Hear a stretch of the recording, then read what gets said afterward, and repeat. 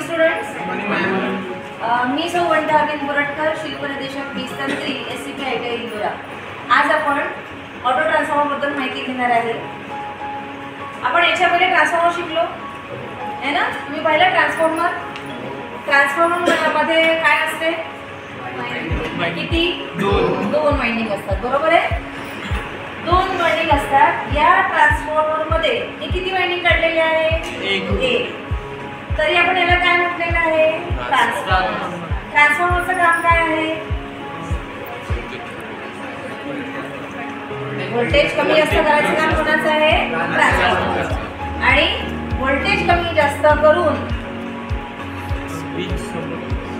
एका साइड मधून दुसऱ्या ठिकाणी एनर्जी पाठवायची आहे, ते काम कोणाचं आहे? ट्रान्सफॉर्मर. त्यातलाच ऑटो ट्रान्सफॉर्मर हा एक भाग आहे. आता आपण पाहिलं की ट्रान्सफॉर्मर मध्ये दोन वाइंडिंग असते. जिला आपण सप्लाय साइडला तिला आपण प्रायमरी वाइंडिंग म्हणतो आणि जिथून आपण आउटपुट घेतो ती आपली म्हणजे सेकंडरी वाइंडिंग, बरोबर आहे. आता दोन्ही वाइंडिंग एकमेकांपासून कशा असतात?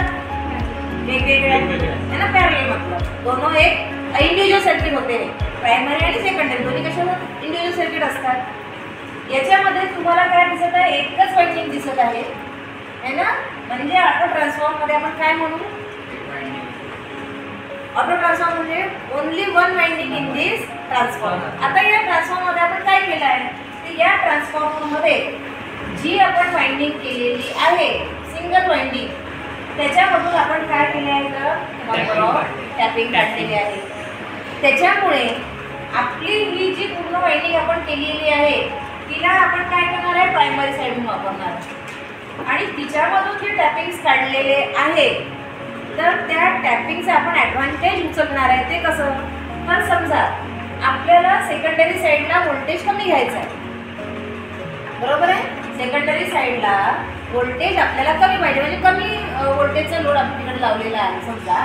तर आपण त्याच्या टॅपिंगनुसार सिलेक्शन करून आपण तिकडे व्होल्टेज कमी करू शकतो. तर जी टॅपिंग तुम्ही निवडलेली आहे, बरोबर आहे, आपलं सेकंड जे टर्मिनल राहणार आहे ते तेच राहणार आहे. जिथून आपला करंट वाहतो ती टॅप आपल्याला चेंज करायची आहे. जो टॅप तुम्ही निवडाल म्हणजे तेवढंच व्होल्टेज फक्त काय जाणार आहे? समोर जाणार आहे, बरोबर आहे. तर ती जी साईड राहील आपली ती म्हणजे कोणती? तर सेकंडरी. आपण जेव्हा ट्रान्सफॉर्मर शिकलो तेव्हा ट्रान्सफॉर्मरमध्ये काय होत्या? शेल होते, म्हणजे कोर होते आणि कोरचे वेगवेगळे प्रकार होते. कोर टाईप ट्रान्सफॉर्मर आणि शेल टाईप ट्रान्सफॉर्मर. समजा कोर टाईप ट्रान्सफॉर्मर असला तर याच्यामध्ये लिकेजचं प्रमाण कमी होतं, लिकेज रेटचं. आणि तोच आपण जर शेल घेतले तर काय होत होतं की या मधल्या शीलवर वाइंडिंग होत असल्यामुळे दोन पाथ मिळत होते करंटला वाहण्यासाठी. त्याच्यामुळे याच्यामध्ये लिकेज रेटचं प्रमाण वाढत होतं. आता याच्यामध्ये तुम्हाला काय दिसत आहे? एकच वाइंडिंग केलेली आहे आपण, है ना.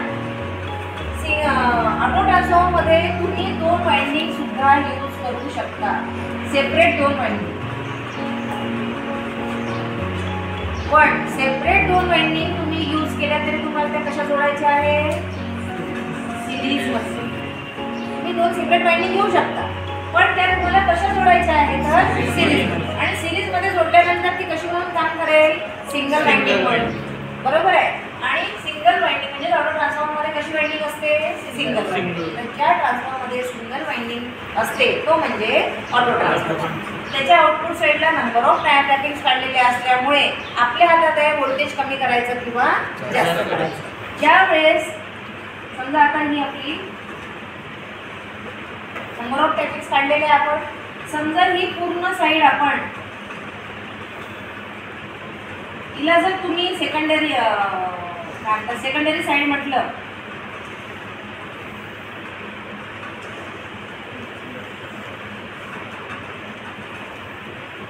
आणि ही आपली प्रायमरी साईड झाली. या ट्रान्सफॉर्मरला आपण काय म्हणू शकतो?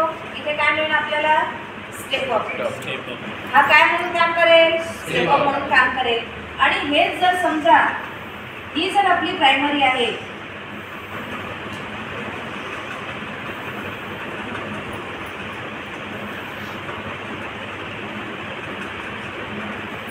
तर हा काय म्हणून काम करू शकतो, म्हणजे ऑटो ट्रान्सफॉर्मर करून तुम्ही दोन्ही पद्धतीची कामं करून घेऊ शकता आहे ना. फक्त आपण याच्यामध्ये जास्त याच्या रेटिंग कॅपॅसिटीपेक्षा जास्त व्होल्टेज वाढवू शकत नाही. ठीक आहे. दुसरी गोष्ट म्हणजे कमी जास्तही करू शकत नाही. जेवढं याच्यामध्ये जेवढे टर्न्स दिलेले आहेत त्यानुसारच यामधून टॅपिंग निघालेले आहे आणि तेवढाच त्याच्यामध्ये आपण खेळ करू शकतो. दुसरी गोष्ट म्हणजे एकच वाइंडिंग दिलेली असल्यामुळे लिकेज रिएक्टन्सचं प्रमाण कसं आहे, कमी. बरोबर आहे. लिकेज रिएक्टन्सचं प्रमाण कशी आहे, कमी. एकच वाइंडिंग असल्यामुळे साईज कसा झाला, कमी. एकच वाइंडिंग असल्यामुळे कशाची बचत झाली, कॉपरची है ना. एकच वाइंडिंग असल्यामुळे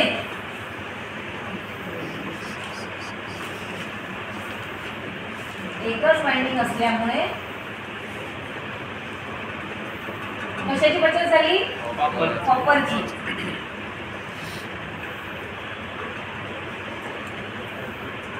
आणि कॉपरची बचत होऊन काय कमी झालं तर ट्रान्सफॉर्मरची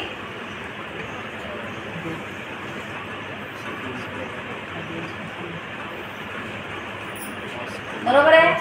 एकच वाइंडिंग असल्यामुळे साईज कमी झाला,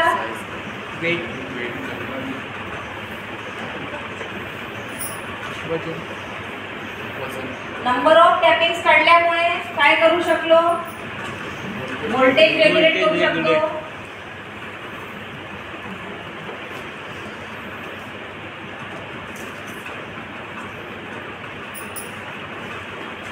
व्होल्टेज रेग्युलेट कर सकते हैं. बरोबर आहे. लिकेज रिएक्टन्सचं प्रमाण कमी झालं, जागा कमी हो ते झालं तर साईज कमी झालं त्याच्यामुळे जागा कमी लागेल.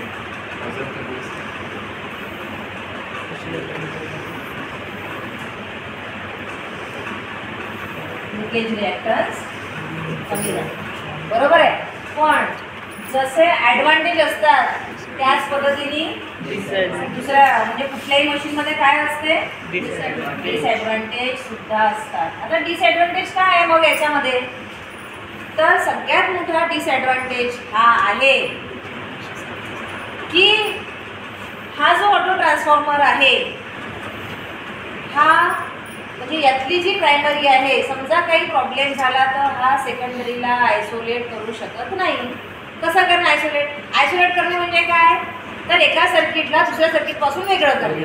हे कशामध्ये करू शकतो तो आपण, तर आपल्या मेन ट्रान्सफॉर्मरमध्ये. तो कोर टाईप असो शेल टाईप असो आहे ना, थ्री फेज ट्रान्सफॉर्मर, त्याच्यामध्ये काय करू शकत होतो तर आपण एका कोरवर 2 वाइंडिंग केलेले आहेत आणि दोघं एकमेकांपासून कसे आहे, सेपरेट सर्किट आहे. बरोबर आहे की नाही. त्याच्यामुळे समजा सेकंडरी ओपन झाली तर प्रायमरीमधून करंट कमी व्हायचा, नो लोड करंट वाहतो, त्याच्यामुळे प्रायमरी साईड सेफ होऊन जाते. बरोबर आहे. आणि सेकंडरी शॉर्ट सर्किट झाली, बरोबर आहे, तर जास्त प्रायमरी म्हणजे पण ओपन सर्किट जेव्हा झालं समजा तर तेव्हा तर म्हणजे सर्किट हे होऊन जाते, आपलं प्रायमरी वाजते आणि सेकंडरीमध्ये काही प्रॉब्लेम होऊ नये म्हणून आपण काय वापरतो, आयसोलेटर वापरू शकतो सेकंडरीला बाजूला करायसाठी. पण ऑटो ट्रान्सफॉर्मरमध्ये आपण तसं करू शकणार आहे का नाही करू शकणार आहे, तर एकच वाइंडिंग आहे आणि एकच वाइंडिंग असल्यामुळे समजा जर आपली ही LT साईड असेल म्हणजे ही ST साईड झाली आणि समजा ही साईड आता आपण लोड टाकलेला आहे याच्यामध्ये आणि लोडवर काम करता करता समजा अचानक हिची सेकंडरी ओपन झाली है ना. अभी जैसे इसके लोड डाला तो क्या होता है, वोल्टेज कमी होता है, मतलब ड्रॉप होता है वहाँ पे. तो अगर ये समझो काम करते करते ये ट्रांसफार्मर की सेकेंडरी अगर ओपन हो जाती है तो आइसोलेशन के लिए कुछ है क्या, यहाँ ये की वाइंडिंग है तो ज़्यादा से ज़्यादा वोल्टेज किस में से, पूरा लोड वोल्टेज किस में से बहेगा, प्राइमरी में से. सेकेंडरी ओपन हो रही ना, प्राइमरी से बहेगा. तो प्राइमरी साईडमधून जर ते पूर्ण वोल्टेज प्रायमरी साईडमधून वाहील तर प्रायमरी साईडला शॉक लागण्याचे किंवा वाइंडिंग जळण्याचे चान्सेस जास्त असतात. बरोबर आहे. कारण आयसोलेट करायसाठी काय आहे, सिंगल वाइंडिंग आहे ना की, आणि आपण एकाच याच्यावर तिला टॅपिंग काढलेलं आहे त्याच्यामुळे ही जरी इकडे सेकंड ओपनही झाले तर ही तर सर्किट क्लोज आहे की नाही, हे तर काम करतच राहतात. बरोबर आहे. त्याच्यामुळे याच्यामध्ये फक्त कसं आहे की हे आयसोलेट नाही करू शकत प्रायमरी वाइंडिंग सेकंडरीला. बरोबर आहे. त्याच्यामुळे तो एक धोका याच्यामध्ये आहे की सेकंडरी साईड इथे आयसोलेट होत नाही. समजलं? अशा पद्धतीने ऑटो ट्रान्सफॉर्मर काम करत असते. याचा वापर तुम्ही कुठे करू शकता? तो व्होल्टेज रेग्युलेटर म्हणून करू शकता. बरोबर आहे. खूप जास्त प्रमाणात तुम्ही व्होल्टेज कमी जास्त करू शकत नाही. अजून काही विचारायचं आहे? त्याच्यामध्ये अजून काही विचारायसारखं आहे तुम्हाला? ऑटो ट्रांसफार्मर हमने देखा ही है. ऑटो ट्रांसफार्मर है ना, वोल्टेज कैसे रेगुलेट करता है और किस वजह से करता है, तो सिंगल वाइंडिंग निकालेंगे. मला सांगा ट्रान्सफॉर्मर कोणत्या वर्किंग प्रिन्सिपलवर काम करते? ट्रान्सफॉर्मर कोणत्या वर्किंग प्रिन्सिपलवर काम करते? फॅरेडेच्या इलेक्ट्रोमॅग्नेटिक इंडक्शनच्या नियमावर. मग ट्रान्सफॉर्मरमध्ये कोणतं मॅग्नेटिक इंडक्शन होतं? Mutual induction. कोणत्या वाइंडिंगमध्ये?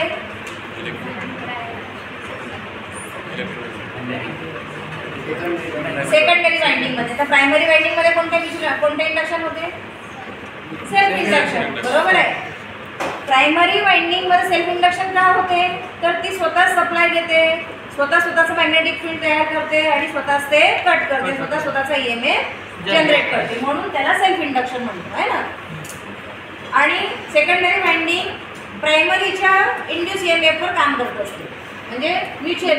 म्हणून ट्रान्सफॉर्मरमध्ये काय होते? ट्रान्सफॉर्मर म्युच्युअल इंडक्शन, फॅरेडेच्या म्युच्युअल इंडक्शनच्या नियमावर काम करतो. आता मला सांगा, मग हाही ट्रान्सफॉर्मर आहे, मग याच्याही मध्ये हा कोणत्या वर्किंग प्रिन्सिपलवर काम करेल? Auto transformer.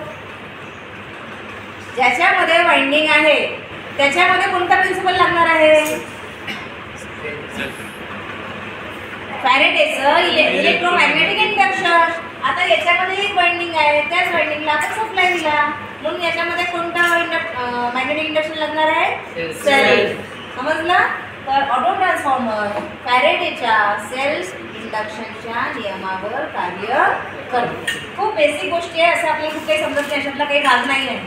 फक्त थोडंसं लक्ष दिलं तर सेल्फ आणि म्युच्युअल आपल्याला ॲटोमॅटिकली समजते. आपल्याला ट्रान्सफॉर्मरमध्ये सेकंडरीकडून आपण आउटपुट घेतो है ना, म्हणजे सेकंडरी ज्या पद्धतीने काम करेल, म्हणून ट्रान्सफॉर्मरला आपण काय म्हटलं तर म्युच्युअल इंडक्शनच्या नियमावर काम करतो. कारण प्रायमरी किती दिली याच्यावर काही घेणं देणं नाही ट्रान्सफॉर्मरला. सेकंडरीकडून जे आउटपुट मिळेल ते आपल्यासाठी मेन असतं. आता याच्यामध्ये आपली हीच प्रायमरी आणि हीच सेकंडरी म्हणून वापरायची आहे, तर याच्यामध्ये मग कोणतं इंडक्शन होणार आहे? सेल्फ इंडक्शन होणार आहे. बरोबर आहे. म्हणून ऑटो ट्रान्सफॉर्मर फॅरेडेच्या सेल्फ इंडक्शनच्या नियमावर काम करतो. आता हा ऑटो ट्रान्सफॉर्मर कुठे कुठे वापरला जाऊ शकतो, कुठे कुठे याचं काम करू शकते? तर सगळ्यात पहिले आपण माहीत आहे याचं काम काय आहे. याच्यामध्ये सेकंडरीमध्ये नंबर ऑफ टॅपिंग्स काढल्यामुळे आपण याच्याकडून काय करू शकतो? व्होल्टेज कमी आणि जास्त करू शकतो. त्याच्यामुळे याला व्होल्टेज स्टॅबिलायझर म्हणून वापरू शकतात है ना. स्टॅबिलायझरचं काम काय आहे? जिथे कमी पडेल तिथे कमी देणे आणि जिथे गरज असेल तिथे कमी करणे. बरोबर आहे. 3 फेज मोटर चालू करण्यासाठी आपल्याला व्होल्टेज वाढवावं किंवा कमी करावं लागते किंवा मेंटेन करावं लागते व्होल्टेज. बरोबर आहे. करंट कमी जास्त करण्यासाठी स्टार्टर म्हणून स्टार्टरमध्ये वापरतो आपण. AC फीडर लाईनमध्ये माहिती आहे आपल्याला व्होल्टेज ड्रॉप होतो. AC फीडर लाईनमध्ये व्होल्टेज ड्रॉप होतो माहिती आहे की नाही, लोडनुसार. आणि तो व्होल्टेज जर कमी झाला तर करंट समोर जाईल का? नाही. मग तो करंट समोर जाण्यासाठी आपल्याला काय पाहिजे? व्होल्टेज. तर त्या व्होल्टेजची कमतरता कोण भरून काढेल? तर व्होल्टेज रेग्युलेटर करून आपण ते काम करून घेऊ. त्याच्यानंतर व्होल्टेज स्टॅबिलायझर समजणार. आणि लोकोमोटिव्हमध्ये व्होल्टेजला कंट्रोल करण्यासाठी कंट्रोलिंग डिव्हाइस म्हणून आपण ऑटो ट्रान्सफॉर्मरचा वापर केला जातो. समजलं?